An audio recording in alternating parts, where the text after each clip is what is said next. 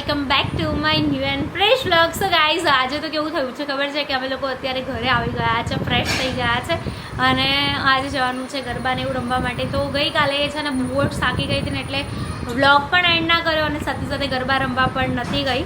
અહીંયા જો આરામ ફરમાઈ રહ્યા છે. હેલો, કેટલા દિવસ પછી એમ ઘરનો વ્લોગ આવશે, કિચન જોવા મળશે, બધું જોવા મળશે.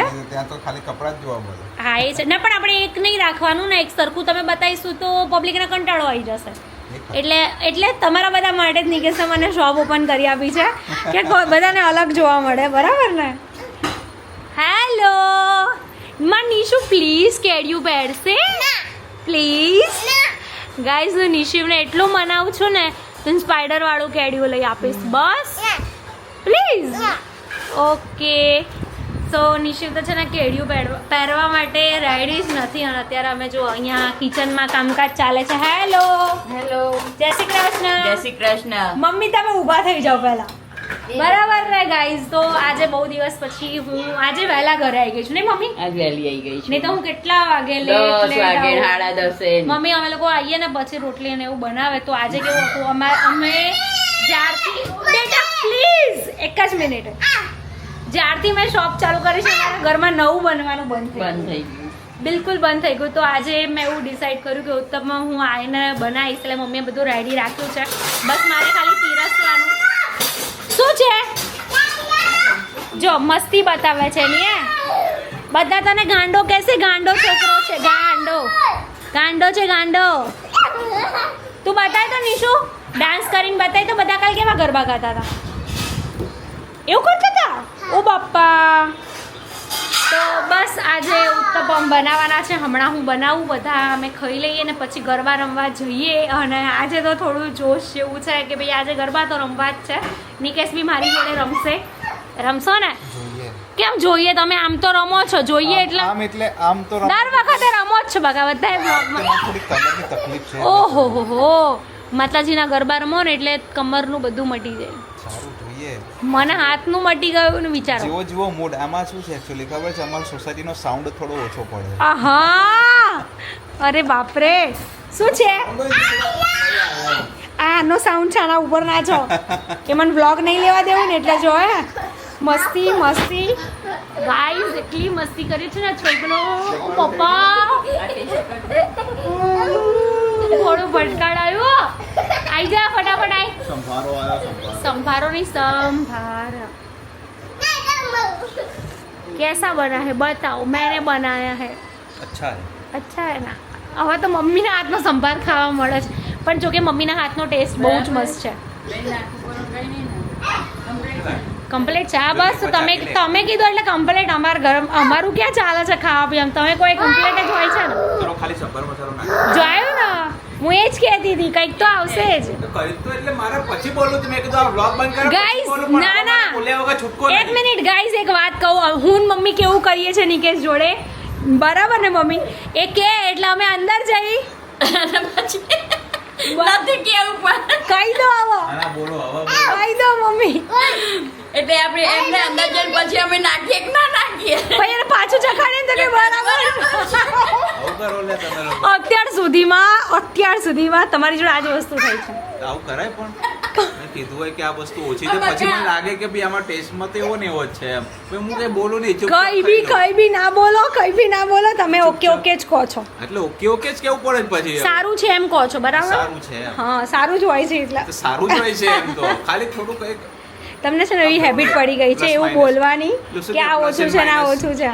તમને એવું બોલવાની હેબિટ પડી ગઈ, થોડુંક આવું એટલે થોડુંક હોય તો વધારે મજા આવે. હા, ઓકે ચલો. ફરક પડે એનાથી. ઓકે ચલો, બનાવી દો. શું પ્રોગ્રામ છે? બસ ગરબા રમવાના.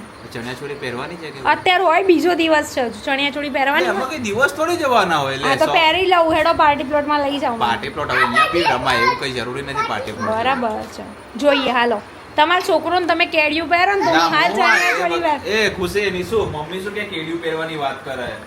નિશુ કેડિયું એ આવ્યો એ મમ્મી સંભાર મસાલો જ અહીંયા લઈને આવે કે એને ખોટું ના લાગે નહીં. સો મેડમ, કેવું લાગી રહ્યું છે આટલા દિવસ પછી કિચનમાં આવીને? બહુ જ સરસ, આમ એકદમ અલગ જ પ્રકારની એનર્જી આવી ગઈ છે. બહુ જ ગજબ એમ. સારું લાગી અત્યારે રહ્યું એક ઢોસો નીશુનું ઉતાર્યું, એક બીજું એનું ઉતારી તો દઉં. ઢોસો કેમ ઉતાર્યો હતો એનો પહેલું નો ખાલી અચ્છા ઓકે આપણા ઉતારો. કેટલી વાર લાગશે તો બસ આ નિશુનું આ ઉતરી જાય પછી તમને લોકોને બેસાડું, તમને ને મમ્મીને બેયના. પછી તમે બે ખાઈ લેશો ત્યાં સુધી મમ્મી પછી મારા બનાવી દેશે. ઓકે બહુ ટાઈમ થયો ને, ઘણો ટાઈમ થયો, પણ ખરેખર કહું આમ એક અલગ જ પ્રકારની એનર્જી ફીલ થાય છે. મતલબ શોપ ઉપરથી આવું તો મને આમ થોડુંક મૂડ ઓફ હોય, થાક લાગ્યો હોય, પણ આમ ગમતી વસ્તુ કરીએ ને આપણે એમાં મજા આવે મતલબ કિચનમાં તો બહુ જ ગમે એમ. અને એમાં બી કંઈક નવું બનાવવાનું મને રોજ એવું હોય, આજ શું નવું બનાવું, આજ શું નવું બનાવું. એમાંથી 4 દિવસ તો સાઉથ ઇન્ડિયનની જ વેરાયટી હોય, ઇડલી હોય કા ઢોસા હોય કા મેંદુવડા ખાલી હોય. મને ખાલી પૂછવાની ફોર્માલિટી હોય, બાકી બનતું તો હોય એમના મનપસંદનું જ એમ. તો આપણે બનાવીએ બરાબર, ના આપણું એમ પેટ નહીં ભરાય. એમ નહીં અમુક વસ્તુ નહીં હોતી કે પૂછો પેલા કે આ બનાવ્યું કે જ્યારે અમે ફરમાઈશ પૂછવાનું એટલે કેવું ખબર? અરે પેલા પૂછીને મારી વાત તો કઈ લેવાનું, મારી કઈ પેલા વાત તો લેવાનું. ખતમ કર થવા દે. હા, મેં એવું કીધું ને કે આલુ પરોઠા, અરે યાર ગઈકાલ તો બટેકાનું શાક ખાધું, આજે છે ને આલુ પરોઠા. હા, એ તો બરાબર પછી જ. કઈ કીધું હોય કે આ દહીંવાળા, ના યાર મને નહીં ભાવતા દહીંવાળા. પછી કીધું હોય કે ભાઈ ડુંગળી બટેકાનું શાક, ના નીકું યાર, આ નહીં યાર, બીજું કંઈક કે ને યાર. બીજું એટલે માણસ બીજું કેટલું વિચારે રોજ રોજ. વિચારવું પડે, ખાવું હોય તો અને પછી વિચારવું ચાલે એમ જ કે તમે જે કહો એ ચાલશે. એટલે શું અમે કહો એ ચાલે, અમે જે કહીએ તો ચલાવતા જ નથી એક વાર. પડે. બાકી એ તો ઘર ઘરની કહાની છે બરાબર. બધા તમે તમારું સો- ઓપિનિયન આપજો. સો છે ને અને કાલથી- guys, બીજી એક વસ્તુ કે આજે થોડું વધારે રૂટીન બ્લોગ આવી ગયો છે ને, તો આવતીકાલે હું તમને ગરબાનો બ્લોગ બતાવીશ. ડન? તારી ઈચ્છા. કેમ કે બહુ બધા લોકો મને રોજ માટે ડેલી માટે મિસ કરતા હોય ને, તો આપણે એ લોકોની હવે એમ કે આ ઘણા લોકોને એમ છે કે ભાઈ શોપ કર્યા પછી વ્લોગ નથી આવતા. બ્લોગ નથી આવતા. પરમ દિવસ તો લોકો મારામાં એવી કોમેન્ટ કરતા હતા કે દીદી તમે અમને આદત લગાવીને અમને કે અધો વચ્ચે મૂકી દીધા. મેં કીધું યાર હવે તો આવું તો સહન ના થાય, કેમ કે તમારા બધાના સપોર્ટથી જ અહીંયા સુધી પહોંચી શક્યા છે બરાબર. એટલે મેં એવું વિચાર્યું કે આજે ચલો રૂટીનનો વ્લોગ તો લઈ લઈએ. જે આ અત્યારે ડેલી કેવું થાય છે, અમે લોકો લેટ આવીએ અને પછી લેટ આવીએ એટલે લેટ એટલે 10 વાગે આવીએ, 10 વાગ્યા પછી ક્યાં વ્લોગ લઈએ એમ. અને પછી તો એવા થાકી ગયા હોય તો એમ લાગે કે સૂઈ જ જઈએ એમ. યસ. બીજું કઈ આમ મગજમાં આવે જ ઘણી નહીં. ખુશી, બહુ જ ભૂખ લાગી છે એટલે ફટાફટ બનાય યાર. ગેસ ઉપર બેસજો. અરે ગમે તે કરતું પણ ફટાફટ બનાય. ઓકે ગાઈઝ, ચલો. સો ગાઈઝ, અત્યારે મસ્ત મજાનું કિચન થઈ ગયું છે, ક્લીન થઈ ગઈ છું, ફ્રી. અને અત્યારે વાગવામાં થઈ ગયા છે 10. નીચે આરતી ચાલી રહી છે બટ આજે હું આરતીમાં નથી ગઈ બિકોઝ લેટ થઈ ગયું અમારે લોકોને. જો કે જમવામાં જ બહુ લેટ થઈ ગયું. એમાં એવું હતું કે આજે અમારે થોડું વહેલું આવવાનું હતું, પણ થોડા ઘણા કારણોસર ના આવી શકી. અને થોડા દિવસ આવા લોચા લાપસી રહેવાના છે વ્લોગની અંદર, કેમ કે ઘણો ટાઈમ થઈ ગયો કે રેગ્યુલર રૂટીન વ્લોગ નથી બનાવ્યા એટલા માટે. બટ ભૂલી તો નથી જ ગયા, એટલે થોડો ટાઈમમાં તો સેટ થઈ જ જઈશું. સો બસ ગાઈઝ, હમણાં રેડી થઈને હું જવાની છું ગરબા રમવા માટે, જે તમને નેક્સ્ટ વ્લોગની અંદર જોવા મળશે. તો અત્યારે ચેનલને સબસ્ક્રાઈબ કરી દો, લાઇક કરી દો, કોમેન્ટ કરી દો, અને કોમેન્ટની સાથે સાથે સ્લાઇડ કરશો ને એટલે હાઇપનું ઓપ્શન આવશે, ત્યાં જઈને ક્લિક કરી દો અને મસ્ત મજાનો સપોર્ટ કરી દો.